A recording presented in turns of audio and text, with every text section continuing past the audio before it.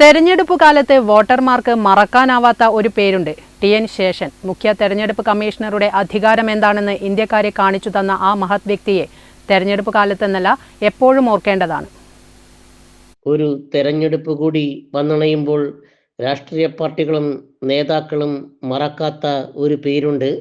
തിരുനെല്ലായി നാരായണയ്യർ ശേഷൻ.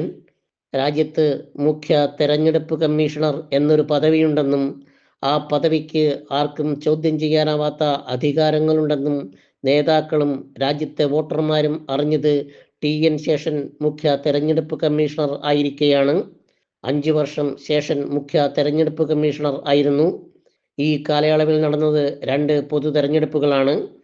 1996 ലോക്സഭാ തെരഞ്ഞെടുപ്പിൽ പിറന്ന തൂക്കുസഭയ്ക്കും തുടർന്നുള്ള രാഷ്ട്രീയ നാടകങ്ങൾക്കും ശേഷൻ സാക്ഷിയാണ്. തെരഞ്ഞെടുപ്പ് രംഗത്തെ ശേഷൻ ശുദ്ധികലശം നടത്തി.